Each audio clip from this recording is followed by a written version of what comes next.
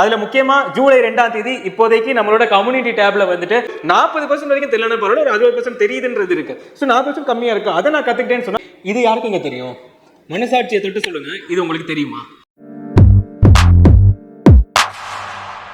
So welcome back to தினமும் TNPSC by Ustaadiyan academy. So நான் video start பண்ணுறதுக்கு முன்னாடி உங்களோட சிலபஸ் வந்து உங்கள் கையில் இருக்கணும் எப்போவுமே. ஓகே, சரி, ஓகே. நம்ம இன்னைக்கு பார்க்க போகிறது ஒரு டாப்பராக ஆகிறது எப்படி அப்படின்றது தான் நம்ம வந்து ஃபஸ்ட்டு திங்க் பண்ணணும். இப்போ டாப்பர்ஸ் எல்லாருமே நீங்கள் பார்த்துருப்பீங்க, யூபிஎஸ்சி எக்ஸாமாக இருக்கட்டும், குரூப் 1 எக்ஸாமாக இருக்கட்டும், நான் 3 தடவை ப்ரிலிம்ஸ் கிளியர் பண்ணிட்டேன், நான் 3 தடவை மெயின்ஸ் வரைக்கும் போயிருக்கேன், நான் இன்டர்வியூ வரைக்கும் போயிருக்கேன் 3 தடவை அப்படின்றாங்க. எப்படி ஒரே ஒருத்தவங்களால எப்போ பார்த்தாலுமே 3 தடவை 4 தடவை போக முடியுது? அப்போ அதுக்குள்ளே ஏதோ ஒரு ஸ்ட்ராட்டஜி இருக்குது அப்படின்றத நீங்கள் வந்து தெரிஞ்சுக்கணும். அப்போ அந்த ஸ்ட்ராட்டஜி அப்படின்றத வந்து நம்ம எப்படி ஃபர்ஸ்ட் திங்க் பண்ணணுன்றதுல இருந்து நம்ம ஆரம்பிப்போம். First of all, if you need to become a topper, நீங்கள் வரப்போகிற உங்களோட ஆசை எக்ஸாம், அதாவது உங்களோட ட்ரீம் எக்ஸாம் எதுவாக இருந்தாலும் சரி, it may be group 2, 2A, group 1 next year, அப்படி இல்லைனா TNUSRBயில் உங்களுக்கு எஸ்ஐ போஸ்டாக இருக்கலாம், டெட் எக்ஸாமாக இருக்கலாம். எல்லாத்துக்கும் மேலே இப்போ ரீசெண்டாக வந்து நம்மளோட சிஎம் வந்து என்ன சொல்லியிருக்காங்கன்னா, நெக்ஸ்ட் இயர்க்குள்ளே 65,000+ வந்து வேகன்சிஸை வந்து நான் வந்து ஃபில் பண்ண போகிறேன்னு சொல்லியிருக்காங்க. ஸோ இப்படி இருக்கும் போது ஃபஸ்ட்டு உங்கள் மைண்ட் செட்டை நீங்கள் எப்படி வந்து ரெடி பண்ண போகிறீங்கன்றதை ஃபஸ்ட்டு அண்டர்ஸ்டாண்ட் பண்ணிக்கோங்க. உங்களோட மைண்ட் செட் வந்து ஃபஸ்ட்டு ஒரு டாப்பர் ஆகணும்னா you should also think as a topper. Diamond cuts டைமண்ட்ன்றாங்க. ஒரு வைரத்தால தான் ஒரு வைரத்தை வந்து வெட்ட முடியும். அப்போ ஒரு டாப்பராக இருக்கணும்னா நீங்கள் ஃபஸ்ட்டு உங்களை வந்து ஒரு டாப்பராக வந்து நினச்சி பாருங்க. ஸோ இப்போ ஃபஸ்ட்டு எடுத்தோன்னே ஒரு டாப்பர் எப்படி யோசிப்பாங்கன்றதை ஃபஸ்ட்டு அண்டர்ஸ்டாண்ட் பண்ணிக்கலாம் ஃபஸ்ட்டு. அதுக்கு முன்னாடி நேற்று நம்ம எல்லாருமே தெரியும், விஜய் சார் அவர்கள் வந்து எல்லாருக்குமே வந்து, அதாவது ஸ்டூடெண்ட்ஸ் அச்சீவ் பண்ண ஸ்டூடெண்ட்ஸ் எல்லாருக்குமே என்ன பண்ணாங்க, அவங்க வந்து ஒரு அவார்டு வந்து கொடுத்து அவார்ட் ஃபங்க்ஷன் மாதிரி கண்டக்ட் பண்ணாங்க. அதில் அவர் ஒரு ஸ்டேட்மெண்ட் சொல்லியிருப்பார். அவர் என்ன பண்ணுறாரு அதெல்லாம் அடுத்த பட்சம். But one statement is there, அது உங்களுக்கு ரொம்ப மோட்டிவேட்டிங்காக இருக்கும். Success is never ending. அதாவது இன்னைக்கு நீ வந்து சக்ஸஸ் அடைஞ்சிருக்கலாம், ஆனால் அது வந்து ஒரு ப்ராசஸ். இன்னைக்கு அடைஞ்சிட்டோம்னு சொல்லிட்டு நம்ம சும்மா இருந்தாலோ நாளைக்கு அந்த சக்ஸஸ் வந்து ஆட்டோமேட்டிக்காக போயிடும். ஸோ சக்ஸஸ்ன்றது ஒரு எண்டு கார்டு கிடையாது அப்படின்றத சொல்லியிருக்காரு. Next is failure is never final. இப்போ வரப்போகிற குரூப் 4 எக்ஸாமில் நீங்கள் ஃபெயில் ஆகிருக்கலாம், ஆனால் அது வந்து ஃபைனல் கிடையாது. சரி, நம்ம ஃபெயில் ஆகிட்டோம்னு சொல்லிட்டு நம்ம அப்படியே விட்டுறக்கூடாது. பிகாஸ் ஃபெயில் ஆகிட்டோம் அப்படின்னு விட்டுட்டோம்னா வரப்போகிற குரூப் 2 எக்ஸாமும் வந்து ஒரு சான்ஸ் தான். அப்போ அந்த ஆப்பர்ச்சுனிட்டி எங்கே போச்சு, அந்த சான்ஸ் எங்கே போச்சு அப்படின்னு பார்க்கும்போது நீங்கள் வந்து ஃபெயிலியரை வந்து ஒரு மிஸ்டேக்காக தான் பார்க்கணும். ஸோ இந்த இடத்துல ஒரு டாப்பராக நீங்கள் என்ன யோசிக்கணும் தெரியுமா? ஃபர்ஸ்ட் ஆஃப் ஆல், நீங்கள் அந்த குரூப் 4 எக்ஸாம் எடுத்து இந்த மாதிரி கொஸ்டின்ஸ் இருக்குன்னு எத்தனை பேர் அனலைஸ் பண்ணீங்க?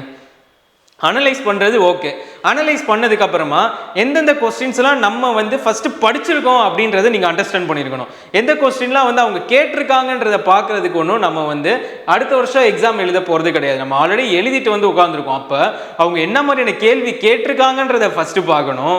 ரெண்டாவது நம்ம என்ன பண்ணணும்னா, நம்ம என்னென்ன கேள்விக்கு ரிலேட்டடான சிலபஸ் டாப்பிக்கை எடுத்து படிச்சிருக்கோன்றத அடுத்து நீங்கள் வந்து பார்த்துருக்கணும். அப்போனா தான் உங்களால் வந்து என்ன செய்ய முடியும்னா, இந்த மாதிரி நம்ம படிக்கணும், இந்த மாதிரி நம்ம படிக்காம போனதுனால தான் நம்ம வந்து ஒரு லூசரா இருக்கும். இந்த மாதிரி ஆல்ரெடி வந்துட்டு ஒரு ஃபெயிலியரான அட்டெம்ப்ட்ல இருந்து கத்துக்கிட்டு தான் அடுத்த அட்டெம்ப்ட்ல வந்து பாஸ் ஆயிருக்காங்கன்றதையும் நம்ம வந்து தெரிஞ்சுக்க முடியும். ஸோ அப்படி இருக்கும்போது ஒரு லூசர் ஒரு டாப்பர் இவங்க 2 பேரும் எப்படி யோசிப்பாங்க அப்படின்றத நம்ம இன்னைக்கு வந்து ப்ராக்டிக்கலாக கொஸ்டின்ஸ் மூலமாக வந்து உங்களுக்கு நான் சொல்ல போகிறேன். இந்த கொஸ்டினை நீங்கள் பார்த்துருக்கீங்களா இல்லையா அப்படின்றத எல்லாத்தையும் பார்க்குறதுக்கு முன்னாடி, ஒரு டாப்பர் ஒரு லூசர் 2 பேருமே வந்து பிளான் போடுவாங்க. கண்டிப்பாக நம்ம இத்தனை மார்க் எடுக்கணும், பிளான் போடாமல் எதையுமே செய்ய முடியாது அப்படின்றது எல்லாருக்குமே தெரியும். ஸோ ஃபஸ்ட்டு எடுத்தோன்னே ஒரு பிளான், நம்ம இப்படி தான் படிக்கணும் அப்படின்னு சொல்லி பிளான் போடுறாங்க. அந்த பிளானில் எல்லாரும் என்ன பண்ணுவீங்க, ஃபஸ்ட்டு எடுத்தோன்னே நான் வந்து தமிழ் படிக்கிறேன்னு சொல்லிட்டு போவீங்க. லாங்குவேஜ் தமிழாக இருந்தால் தமிழ், குரூப் 2 பொறுத்த வரைக்கும் இங்கிலீஷு. ஸோ இதில் வந்து ஒரு 90 மார்க் எடுத்துடலாம். மேக்ஸு, அதாவது கணிதமில் வந்துட்டு நம்ம என்ன பண்ணலாம், ஒரு 23 மார்க் எடுத்துடலாம் அப்படின்னு சொல்லி நீங்கள் பிளான் பண்ணுவீங்க. அடுத்து ஃபார் எக்ஸாம்பிள் அரசியல் அமைப்பு, பாலிட்டி, அதுக்கப்புறமா வந்துட்டு என்ன எடுப்பீங்க, INM எடுப்பீங்க, இந்தியன் நேஷனல் மூவ்மெண்ட் எடுப்பீங்க. இதில் அப்புறமா இது யூனிட் 8. ஸோ இது எல்லாத்தையுமே படிச்சுட்டு நம்ம வந்து ஒரு 160ல் குரூப் 2னா 160 எடுத்துடலான்வீங்க, குரூப் 4னா 170 எடுத்துடலாம் அப்படின்னு சொல்லி பிளான் போட்டிருப்பீங்க. ஆனால் உண்மையான பாயிண்ட் எங்கே இருக்குன்னா, இந்த இடத்த பிளான் போடுறது எல்லாருமே கரெக்டாக போட்டுருவீங்கன்னா 2, 2, 4ன்னு எல்லாருக்குமே தெரியும், அதே மாதிரி சொல்லிடுவீங்க. ஆனால் ஒரு லூசருக்கும் ஒரு வின்னருக்கும் உள்ள பெரிய வித்தியாசம் என்ன தெரியுமா? ஃபார் எக்ஸாம்பிள், இப்போ எல்லாருக்கும் பிடிச்ச அந்த அரசியல் அமைப்பு டாப்பிக்கே எடுத்துக்கலாம். எல்லாரும் வந்து என்ன படிப்பீங்க, எடுத்தோன்னே நம்ம எந்த எக்ஸாம் வேணாலும் இருக்கட்டும், TNUSRB, டெட்டு, அதுக்கப்புறமா குரூப் 1, குரூப் 2, 2A, குரூப் 4 எல்லாமே என்ன பண்ணுவீங்க? ஃபர்ஸ்ட் எடுத்தோன்னே அரசியல் அமைப்புன்னு படிக்கணும்னு நினைச்சீங்கன்னா 10th ஸ்டாண்டர்ட் புக்கு, அதில் முதல்ல இருக்கிற இந்திய அரசியலமைப்பு எடுத்து படிப்பீங்க. ரெண்டாவது நடுவண் அரசுன்ற சென்ட்ரல் கவர்மெண்ட், அப்படி இல்லைன்னா யூல் கோ வித் ஜுடிஷியரி அப்படின்னு வந்து எல்லாத்தையுமே வந்து இங்கே வந்து படிப்பீங்க, நீதித்துறை எல்லாத்தையும் படிப்பீங்க. ஆனா இப்ப குரூப் 4 எக்ஸாம் 2024 கேட்கப்பட்ட ஒரு கேள்வி, ஜுடிஷியல் ரிவ்யூ அப்படின்றது எந்த நாட்டில இருந்து எடுத்திருக்காங்க அப்படின்னு வந்து கேட்டிருக்காங்க. இது எது ரிலேட்டடா இருக்குன்னா சுப்ரீம் கோர்ட், ஹை கோர்ட், அது ரிலேட்டட் தான். இப்ப வாங்க லூசர் யாரு, யாரு வின்னர்னு. ஸோ இப்போ லூசர் என்ன பண்ணுவாங்க, ஃபர்ஸ்ட் எடுத்தோன்னே இது ரிலேட்டடாக இருக்கிற சின்ன சின்ன டாபிக்ஸை எனக்கு இதுதான் வேணும், இதுதான் எக்ஸாமில் கேட்பாங்க அப்படின்னு சொல்லி எடுத்தோடனே சுற்றி பேசுகிற எல்லா ரூமர்ஸை மட்டுமே நம்பி படிக்கிறவங்க லூசர். ஆனால் அதே இது இவங்களுக்கு எப்படி இந்த கொஸ்டின் தெரிஞ்சுது அப்படின்னு பார்த்தா, இவங்க ப்ரீவியஸ் இயர் கொஸ்டின் எடுத்து அது ரிலேட்டடாக என்னென்ன இருக்குது அப்படின்றத ஃபர்ஸ்டே பார்த்துடுறாங்க. எல்லாருக்குமே தெரியும் 80% கொஸ்டின் வந்து குரூப் 4 பொறுத்த வரைக்கும் புக்கில் இருந்து வரும். குரூப் 2 பொறுத்த வரைக்கும் 70% கிட்ட வரைக்கும் வரதுக்கு சான்சஸ் இருக்கு. குரூப் 1ல ஒரு 50% வர சான்சஸ் இருக்கு. பட் இது மூணுலையுமே காமன் என்னன்னா, ஒரு 10% வரைக்கும் கண்டிப்பா ப்ரீவியஸ் இயர் கொஸ்டின்ல இருந்து தான் வரப்போகுது அப்படின்னு தெரியும். அப்ப ஒரு வின்னர் என்ன பண்றாங்க, நீங்க வந்துட்டு புக்கை படிச்சீங்கன்னா நாங்க புக்கையும் ப்ரீவியஸ் இயர் கொஸ்டினையும் சேர்த்து படிப்போம், அதை எப்படி வந்து படிக்கணும்ன்றதுலேயும் ஒரு டெக்னிக் இருக்கு. ஸோ அந்த டெக்னிக்கை ஃபாலோ பண்ணி நம்ம என்ன பண்ண போறோம்னா, அந்த ப்ரீவியஸ் இயர் கொஸ்டினை இனிமே குரூப் 2 வரைக்கும் நம்ம வந்து என்ன பண்ண போறோம், அது ஒரு சீரீஸாகவும் வந்து நம்ம கண்டினியூ பண்ண போறோம். அதுக்கான அனௌன்ஸ்மெண்ட் ஆல்ரெடி சொல்லிட்டேன். ஜூலை 2ஆம் தேதியிலிருந்து ப்ரீவியஸ் இயர் கொஸ்டினை வந்து நம்ம சால்வ் பண்ண போறது இல்லை. சால்வ் பண்ணும் போதே சிலபஸ் ரொம்ப முக்கியம். சிலபஸை வச்சு இதை எப்படி வந்து அணுகணும், இது எத்தனை தடவை கேட்டிருக்காங்க எக்ஸாம்ல அப்படின்ற எல்லா விஷயத்துமே நம்ம என்ன பண்ண போறோம், 1 by 1 டீகோட் பண்ண போறோம். அது பேர் என்னது, டீகோட். நம்ம அதுல இருந்து கத்துக்க போறது இல்லை.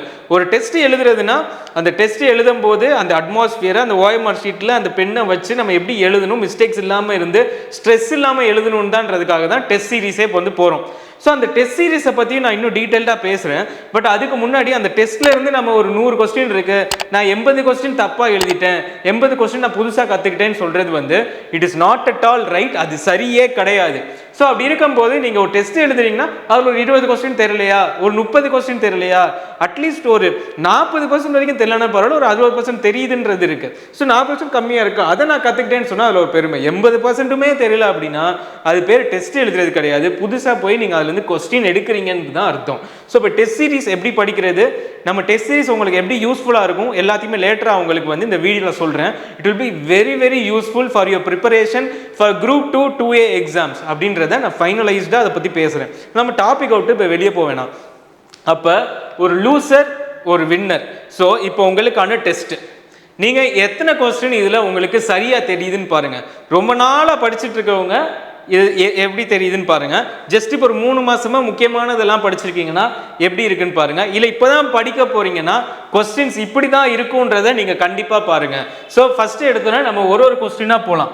ஒரு கொஸ்டினா என்ன பண்ணலாம், போகலாம். சரி, ஓகே, இது நம்மளோட அனௌன்ஸ்மெண்ட்டு. ஸோ சொன்ன மாதிரி நமக்கு வந்து ப்ரீவியஸ் இயர் கொஸ்டின் டிஸ்கஷன் வந்துட்டு எல்லா சப்ஜெக்ட்ஸுமே வந்து பண்ண போகிறோம்.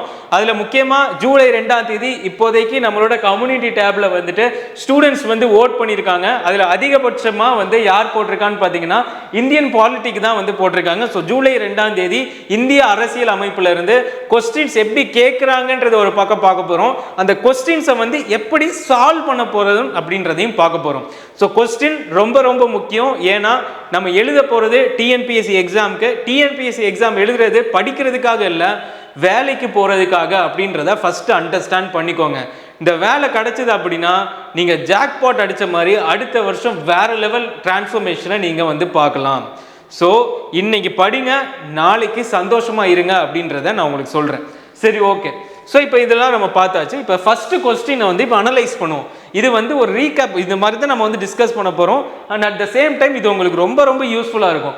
முதல் எடுத்தோன்னா பாருங்க, 1969 PV ராஜமன்னார் குழு ஏற்படுத்தப்பட்டது அப்படின்னு வந்து கொடுத்துருக்காங்க. ஓகேங்களா? ஸோ இது எதுக்காக வந்து ஏற்படுத்தப்பட்டது, why was PV Rajamannar committee set up in 1969 கேட்டிருக்காங்க. இது வந்து எந்த சிலபஸ் டாபிக் அப்படின்றத எடுத்து பாருங்க. இதை எடுத்து ஃபர்ஸ்ட் உங்களால் கண்டுபிடிக்க முடியுதான்னு பாருங்க. இந்த பேரை பார்த்தோன்னே உங்களால் கண்டுபிடிக்க முடியணும் இது யாருன்னு. PV ராஜா மன்னாரா, ஓ அவர் வந்து இந்த சென்ட்ரல் ஸ்டேட் ரிலேஷனுக்கு வந்துட்டு ஒரு கமிட்டி கிரியேட் பண்ணப்பட்டுச்சு கவர்மெண்ட்னால, ஸோ அப்போ அதை வந்து நம்ம வந்து தெரிஞ்சுக்கணும்ல அப்படின்றது உங்களுக்கு தெரியணும். ஸோ அப்போனா தான் ஈஸி மார்க் இதெல்லாம். டாப்பர்ஸை பொறுத்த வரைக்கும் அலேக்கா வந்து சென்ட்ரல் ஸ்டேட் ரிலேஷன்ப்பா, ஆனால் இது வந்து எங்கே இருக்குது, புக்கில் இருக்கா, 10th ஸ்டாண்டர்ட் புக்கில் இருக்கா அப்படின்னு பார்த்தா இருக்காது. 12th ஸ்டாண்டர்ட் புக்கில் ராஜமுன்னா கமிட்டி பற்றி இருக்கு, ஒரு சின்ன வார்த்தை இருக்கு. ஆனால் டாப்பர்ஸ் என்ன பண்ணுவாங்க, ஒருவேளை அது டிகிரி ஸ்டாண்டர்டாக இருக்குன்னா இந்தியன் பாலிட்டி பை லக்ஷ்மிகாந்த் இல்லைனா வெங்கடேஷனை வந்து படிச்சிருப்பாங்க.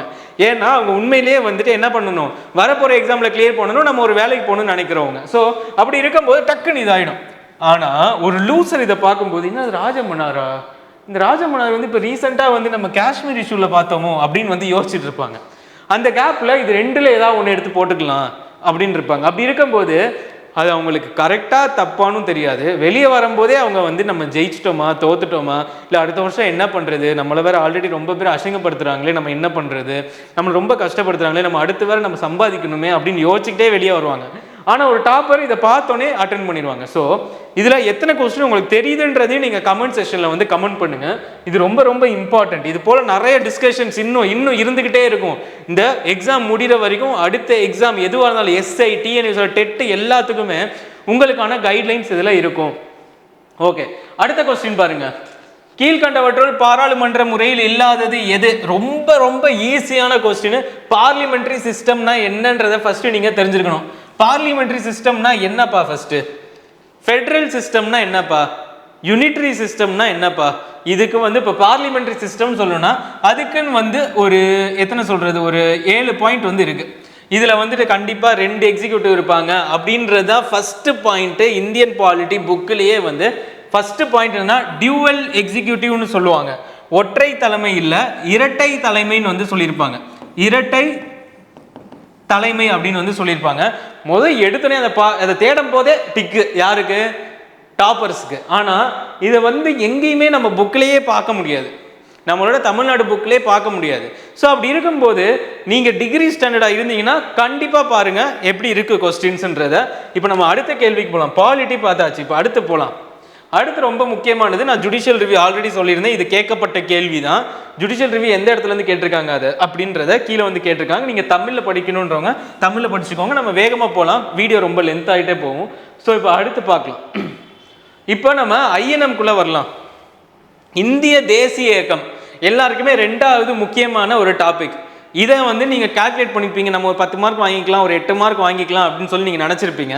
ஸோ இப்போ அந்த 8 மார்க்கையும் உங்களால் ஸ்கோர் பண்ண முடியுமா முடியாதான்றத இந்த ஒரு கொஸ்டினை வச்சு நீங்கள் முடிவு பண்ணிக்கோங்க. அப்படி இந்த கொஸ்டினை நீங்கள் நல்லா ஆன்சர் பண்ணலைன்னா கண்டிப்பாக என்ன பண்ணுங்கள், திருப்பி இதை உட்காந்து நல்லா படிங்க. Okay, who presided over the Surat section? 1907ஆம் ஆண்டு சூரத்தில் நடைபெற்ற இந்திய தேசிய காங்கிரஸ் கூட்டத்திற்கு தலைமை தாங்கியவர் யாருன்னு கேட்டிருக்காங்க. 1907 என்ன நடந்துச்சு, சூரத் பிளவு நடந்துச்சுன்னு எல்லாருக்குமே தெரியும். அதுக்கு என்ன காரணம், அதுக்கு வந்து இந்த எக்ஸ்ட்ரீமிஸ்ட் மாடரலிஸ்ட் அப்படின்னு 2 பேர் இருந்தாங்க. அவங்க வந்து என்ன பண்றாங்க, நான் இப்படி தான் இருக்கணும், இப்படி தான் நம்ம வந்து இவங்ககிட்ட சுதந்திரம் வாங்கணும், இவங்க இப்படி தான் நடக்கணும், நம்ம வந்து இது என்னது, நம்ம கோர்ட் மூலமாக தான் போய் நம்மளோட இதை வந்து நம்ம வைக்கணும், லெஜிஸ்லேஷன் மூலமாக தான் பண்ணணும், நம்ம வந்து எந்த ஒரு போராட்டத்திலும் ஈடுபடக்கூடாதுன்னு சொன்னவங்க 2 பேருக்குள்ள சண்டை வருது. ஸோ அதெல்லாம் நம்ம எல்லாருக்குமே தெரியும். ஆனால் தலைமை தாங்கியவர் யாருன்றத நம்ம புக்கில் பார்த்தீங்க அப்படின்னா கிளியர் கட்டாக கொடுத்துருக்கவே மாட்டாங்க. 2-3 பேர் பக்கத்தில் இருக்கும். அப்போ என்ன பண்ணுவாங்க டாப்பர்ஸு, எடுத்தோன்னே வெளியே பார்க்க வேண்டிய சோர்சஸ்லாம் நம்ம பார்த்தோம். இந்தியன் பாலிட்டியில் வெளியே நீங்கள் பார்க்கணுன்றதெல்லாம் நம்ம பார்த்தாச்சு. இப்போ புக்குக்குள்ளே இருந்து எப்படி படிச்சிருக்காங்கன்றதை பாருங்க. அந்த 3 பேருமே இங்கே இருக்கு. GK கோகலே, தாதாபாய் நாரோஜி, ராஜ் பிஹாரி கோஸ். இது மட்டும் இல்லை, மற்ற 3மே இருக்கு. இப்போ இந்த 3மே இந்த லைன்ல ஒன்று இருந்திருக்கும், இந்த லைன்ல இருந்திருக்கும், இங்க இருந்திருக்கும். 3மே புக்குக்குள்ளே இருந்திருக்கும். இது யாருன்னே தெரியாமையே படிச்சிருப்போம். யாரு லூசர்ஸ் வந்து யாருன்னே தெரியாம படிச்சிருப்பாங்க. இது 3ல யாரோ ஒன்று தானே, நம்ம அடுத்த ரிவிஷன்ல பார்த்துக்கலாம், நம்ம நாளைக்கு தான் இன்னொரு படிப்போம்ல, இன்னும் 30 நாள் கழிச்சு திருப்பி நம்ம ரிவிஷன்ல வந்து படிச்சுக்கலாம் அப்படின்னு நினைச்சிட்டு விட்டுருவாங்க. ஆனா டாப்பர்ஸ் வந்து அந்த நிமிஷமே படிச்சிருவாங்க. ஸோ கொஸ்டினையும் அனலைஸ் பண்ணுங்க, எப்படி அதை எங்க இருந்து எடுத்திருக்காங்க, எப்படி ஒரு டாப்பரா திங்க் பண்ணணும்ன்றதையும் நீங்க வந்து தெரிஞ்சுக்கோங்க. சரி, ஓகே. இப்போ அடுத்த கேள்வி. The Indian woman who participated in second round table conference, 2வது வட்டமேசை மாநாட்டில் கலந்து கொண்ட இந்திய பெண்மணி யார் அப்படின்னு வந்து கேட்டிருக்காங்க. ஸோ இந்திய பெண்மணி யார், ஃபர்ஸ்ட் இந்த இடத்துல அடி வாங்கிருச்சு. நம்ம செகண்ட் ரவுண்ட் டேபிள் கான்ஃபரன்ஸ்னா, அதாவது இரண்டாவது வட்டமேசை மாநாடுன்னு சொன்னோன்னே நீங்கள் என்ன பண்ணியிருப்பீங்க, அது ரிலேட்டடான வருஷத்தை இயரை வந்து நீங்கள் என்ன பண்ணியிருப்பீங்க, உடனே வந்து மக்கப் பண்ணி வச்சிருப்பீங்க. இந்த வருஷம் தான்ப்பா நடந்துச்சு, அதுக்கு முன்னாடி வந்து ரவுண்ட் டேபிள் கான்ஃபரன்ஸ் 1, அதுக்கப்புறம் 3வது இது நடந்துச்சு, இதில் வந்து காங்கிரஸ் வந்து வரல, இதில் காந்திஜி வந்தார், இதில் வந்து அம்பேத்கர் இருந்தார், இதில் வந்து முதல் 2 இதில் வந்துட்டு ரெட்டைமலை ஸ்ரீனிவாசன் இருந்தார், பூனா பேக்டில் வந்து ரெட்டைமலை ஸ்ரீனிவாசன் வந்து சைனு போட்டார், இதெல்லாம் படிச்சிருப்போம். ஆனால் புக்கில் பார்த்தீங்க அப்படின்னா யார் யாரெல்லாம் கலந்துக்கிட்டான்னு சொல்லி வரிசையாக ஒரு 4 பேர் போட்டிருப்பாங்க. அந்த 4 பேரில் யார் இருப்பானா சரோஜினி நாயுடு அப்படின்ற பேரும் அதில் இன்க்ளூட் ஆகிருக்கும். நம்ம மக்கள் என்ன பண்ணுவாங்க, தனித்தனியாக எங்கெங்கே பேர் இருக்கோ அதை மட்டும் படித்து வச்சுருப்பாங்க. இதுதான் 90% ஆஃப் த கேண்டிடேட்ஸ், 90% படிக்கிறவங்க பண்ணுற பெரிய தப்பு. அதுதான் 90% ஆஃப் த ஸ்டூடெண்ட்ஸ் பண்ற பெரிய தப்பு இதுதான். ஸோ அந்த 90%ல நீங்க இருந்தீங்க அப்படின்னா வரப்போற எக்ஸாமை பாஸ் பண்ண முடியாது. எங்க உங்களால படிக்கும் போது உங்க மனசு வலிக்குதோ, எந்திரிச்சு போடா நம்மளால படிக்க முடியல அப்படின்னு சொல்லுதோ, அந்த இடத்துல உங்க மனசை செட் பண்ணி உங்களோட மூளையை செட் பண்ணி நீங்க என்ன பண்ணணும்னா ஃபர்ஸ்ட் எடுத்தோன்னா அதை மட்டும் தான் படிக்கணும். So aspirants first of all இதை வந்து ரொம்ப சீரியஸான இஷ்யூ எல்லா ஆஸ்பிரன்ஸ்டையும். கண்டிப்பாக நீங்கள் என்ன பண்ணணும், ஃபஸ்ட்டு எடுத்தோன்னே உங்களால் எதை படிக்கும் போது உங்களுக்கு ரொம்ப கஷ்டமாக இருக்கோ அது உங்களுக்கு தெரியலைன்னு அர்த்தம். எது படிக்கும் போதே ஈஸியாக இருக்கோ அது நீங்கள் தெரிஞ்சதையே திருப்பி திருப்பி படிக்கிறீங்கன்னு அர்த்தம். ஸோ தெரியாததை ஃபஸ்ட்டு எந்த இடத்துல படிக்கணுன்றதை தெரிஞ்சு கரெக்டாக படிங்க, உங்களுக்கு ரொம்ப யூஸ்ஃபுல்லாக இருக்கும் வரப்போகிற குரூப் 2. அதுக்கப்புறம் நீங்கள் ஆட்டோமேட்டிக்காக இந்த நம்பருக்கு கான்டாக்ட் பண்ணுங்கள் 9115049115 அண்ட் வந்து நீங்கள் இதனால தான் பாஸ் ஆனீங்க அப்படின்னா கண்டிப்பாக கான்டாக்ட் பண்ணுங்க. உங்களுக்கு வந்து ஒரு பெரிய ட்ராஃபியே கொடுத்து உங்களோட அச்சீவ்மெண்ட்டை நம்ம என்ன பண்ணலாம், நம்ம வந்து கொண்டாடலாம். சரிங்களா? இப்போ அடுத்த கேள்வியை பாருங்க. இப்போ அடுத்த கேள்வி இது வந்து எல்லாருக்குமே தெரிஞ்ச கேள்விங்க. எல்லாருக்குமே தெரியும். 19 வயசு 18 வயசு குடிராம் போஸ், நதிராம் போஸ் இவங்க வந்து பாம்பு தூக்கி போட்டாங்க, அதனால ஒருத்தவங்க செத்தாங்க, அதனால 2 பேரையும் ஜெயிலில் போட்டாங்க. ஒருத்தன் தூக்கில் தொங்கிட்டான், ஒருத்தன் வந்து சூசைட் பண்ணிக்கிட்டான், ஒருத்தன் வந்து தூக்கில் வந்து அவங்கள வந்து தொங்க விட்டுட்டாங்க. அப்படின்ற 2 பேரை பற்றி நம்ம எல்லாருக்குமே தெரியும். ஆனால் 2 பேரில் யார் அந்த பாம்பை தூக்கி போட்டா அப்படின்னு கேட்டிருக்காங்க. அதாவது முஜாப்பூர் நீதிபதி கிங்ஸ்ஃபோர்ட் மீது வெடிகுண்டு வீசியவர் யார், முசாஃபூர் அப்படின்றது கேள்வி. இது யாருக்குங்க தெரியும்? மனசாட்சியை தொட்டு சொல்லுங்க, இது உங்களுக்கு தெரியுமா? இந்த கேள்விக்கு உங்களுக்கு கரெக்டான பதில் தெரிஞ்சது அப்படின்னா ஸ்கூல் புக்கில் 10th ஸ்டாண்டர்டை இல்லைனா 12th ஸ்டாண்டர்டில் இருக்கிற லெசனை வந்து நீங்கள் கரெக்டாக படிச்சிருக்கீங்க அப்படின்றத 100% ஒத்துக்கலாம். நீங்கள் இதில் எவ்வளோ கொஸ்டின்ஸ் கரெக்டாக போட்டிருக்கீங்க, இப்போ நம்ம டிஸ்கஸ் பண்ணதில் எனக்கு வந்து ஒரு 80% கொஸ்டின் கரெக்டு அப்படின்றவங்களாம் கீழே கமெண்ட் பண்ணுங்கள். எவ்வளோ வருதோ அது எல்லாத்தையும் கீழே கமெண்ட் பண்ணுங்கள். அண்ட் நீங்கள் எப்படி படிக்கணுன்றதை தெரிஞ்சுக்கிட்டிங்கன்னா அதையும் சேர்த்து பண்ணுங்கள். It will be useful for every candidates. நீங்கள் ஃபஸ்ட்டு பக்கத்தில் இருக்கவங்களுக்கு உதவணும்னு நினைக்கும் போது தான் கடவுள் நமக்கு என்ன பண்ணுவாங்கன்னு பார்த்தீங்கன்னா உதவுவாங்க. நம்ம அவங்களுக்கு தெரியாமல் படிக்கணும், நம்ம மார்க் ரொம்ப கம்மியாக வாங்கிக்கணும், கீழே கமெண்ட் செக்ஷனில் போட்டால் அசிங்கம் அப்படின்லாம் கிடையாது. அந்த உங்களை யார் அசிங்கப்படுத்துகிறாங்களோ அவங்க வந்து உங்களுக்கு ஒரு நன்மை செய்கிறாங்கன்னு அர்த்தம். அந்த இடத்துல கடவுள் என்ன பண்ணுவார்னா, இவன் என்னதான் இருந்தாலும் அவங்க அசிங்கப்படுத்தாலும் கிவ் அப் பண்ணாமல் அந்த இடத்த விட்டு வேணாம் இந்த எக்ஸாம் வேணாம் எனக்கு எழுத பிடிக்கல என்னால் முடியாதுன்னு நினைக்காம இன்னும் முயற்சி போடுற அந்த மனிதன் அவருக்கு தான் வந்து கடவுள் உதவுவார். நீங்கள் எந்த கவலையும் பட வேணாம், உங்களுக்கு தெரியும் நீங்கள் எப்படி படிச்சுட்டு இருக்கீங்கன்னு. வரப்போகிற குரூப் 2 2A எக்ஸாம் கண்டிப்பாக சொல்கிறேன், மோஸ்ட் ஆஃப் த ஸ்டூடெண்ட்ஸை வந்துட்டு I will be motivating through out the process. And அது போக ப்ரீவியஸ் இயர் கொஸ்டின் நம்ம கண்டிப்பாக அது மூலமாக ஒரு 5 கொஸ்டினாவது நம்ம அட்டன் பண்ணுற அளவுக்கு நம்ம சூப்பராக ட்ரெயின் ஆயிடலாம், எந்த பிரச்சனையுமே கிடையாது. ஸோ டெஸ்ட் சீரீஸில் ஜாயின் பண்ணணும்னு நினச்சிங்க அப்படின்னா இட் வில் பி 911504 இங்கே வந்து டிஸ்பிளே ஆகும். அந்த டெஸ்ட் சீரீஸை எதுக்காக சொல்கிறேன்னா, வரப்போகிற எக்ஸாமில் நீங்கள் கிளியர் பண்ணுறதுக்கு படித்தா மட்டும் போதாது, கண்டிப்பாக நீங்கள் டெஸ்ட் எழுதி பார்த்துருக்கணும். டெஸ்ட் எழுதும் போது என்ன ஆகும்னா உங்களுக்கான பயம் போகும். ஒரு கொஸ்டின் எப்படி செட் பண்ணுறாங்கன்றது தெரியும். ஜஸ்ட் இப்படி அப்படின்றது நம்ம வந்து டெஸ்ட் சீரிஸ் கிரியேட் பண்ணல, நம்ம ஒரு டீம் மெம்பர்ஸை வச்சு we are creating the test series. அப்போது என்ன ஆகும்னா அவங்க வந்து பழைய கொஸ்டின் பேப்பர் எடுப்பாங்க. டிஎன்யூஎஸ்ஆர்பியில் இந்த மாதிரியான ஒரு முக்கியமான கேள்வி இருக்குது, இது இந்த வருஷம் இங்கே வரலாம், அப்போ டிஎன்பிஎஸ்சியில் இப்படி கேட்டிருக்காங்க, அது இந்த வருஷம் டிஎன்பிஎஸ்சிக்குள்ளே வரலாம். ஸோ இப்போ வந்து இந்த மாதிரி ஒரு சம்பவம் நடந்திருக்கு. இப்போ வந்து ரீசெண்டாக வந்துட்டு நம்ம பார்ட்டிஸ்ன்னு அப்படி வச்சுக்கலாம். இப்போ இந்தியன் பார்ட்டி எல்லாமே உங்களுக்கு தெரியும், அரசியல் அமைப்பில் வந்துட்டு பொலிட்டிக்கல் பார்ட்டிஸ் அப்படின்னு இருக்குது.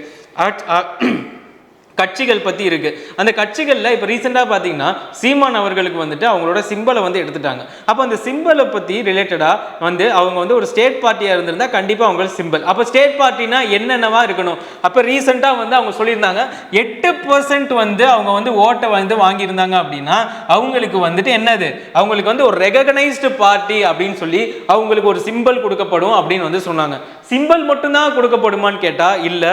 அதில் வந்து அந்த ஸ்டார் கேம்பைனர்ஸ்ன்னு சொல்லுவாங்க. அது வந்து 40 பேர் வரைக்கும் they can be included. 40 பேர் வரைக்கும். இப்போ வந்து அவங்க அன்ரெகக்னைஸ்டு பார்ட்டியா இருந்தா 20 பேர் தான். இது ஒண்ணு. இது இந்த 8% அப்படின்றது வந்து எல்லாருக்குமே தெரியும். அது போக 6% அதில் வச்சு 3 சீட் வாங்கியிருக்கணும், 6% 4 இது இருக்கு. இது எல்லாத்தையுமே நம்ம டிஸ்கஸ் பண்ணுவோம் இன் டீட்டெயில்டா. நீங்க உடனே தெரிஞ்சுக்கணும்னா வாட் ஆர் த கிரைட்டீரியா, என்னென்ன கிரைட்டீரியாலாம் இருக்கு ஒரு பொலிட்டிக்கல் பார்ட்டி ரெகக்னைஸ்டா ஆகணும்னா அப்படின்றதெல்லாம் பாருங்க. சரி, ஓகே. இந்த 8% ஆகுறது வந்து 2011 வந்து ஆட் பண்ணியிருப்பாங்க. ரொம்ப ரொம்ப இம்பார்ட்டன்ட். இந்த 8% வந்து 2011ஆம் ஆண்டுல தான் வந்துட்டு இந்த மாதிரி ஒரு ரூல் கொண்டு வந்தாங்க, ஒரு பார்ட்டி ரெகக்னைஸ் ஆகணும்னா. ஸோ இது இங்கேயே இப்போவே மனசில் வச்சுக்கோங்க. So that it will be very much useful for your upcoming exam அப்படின்றத சொல்கிறேன். சரி, ஓகே. இது மாதிரி நிறையா விஷயங்களை தெரிஞ்சுக்கிட்டு தான் நம்மளோட டெஸ்ட் சீரீஸை நம்ம என்ன பண்ணுறோம்னு பார்த்தீங்கன்னா we are forming it. So இது எல்லாத்தையுமே நீங்கள் அண்டர்ஸ்டாண்ட் பண்ணிக்கோங்க. டெஸ்ட் சீரீஸை ரொம்ப லேசாக எடுத்துக்காதீங்க. அந்த டெஸ்ட் சீரீஸ் எப்படி எழுதணும், ஒரு டெஸ்ட் சீரீஸ் வாங்கினா எப்படி யூஸ் பண்ணணும், அது எல்லாத்தையுமே உங்களுக்கு த்ரூ அவுட் கைட் பண்ணி will be explaining it in another video. இன்னொரு வீடியோவில் உங்களுக்கு டெஸ்ட் சீரீஸோட மகிமை, அந்த டெஸ்ட் சீரீஸை வாங்கிட்டு உங்களால் கண்டிப்பாக ஒரு 50% டெஸ்ட் தான் எழுதுவீங்க. அதை எப்படி நீங்கள் 100% வந்து கன்வெர்ட் பண்ணுறது, இது எல்லாத்தையுமே அடுத்த வீடியோவில் I will be discussing with you. So stay tuned, stay subscribed and also like the video if it was useful for you. Thank you.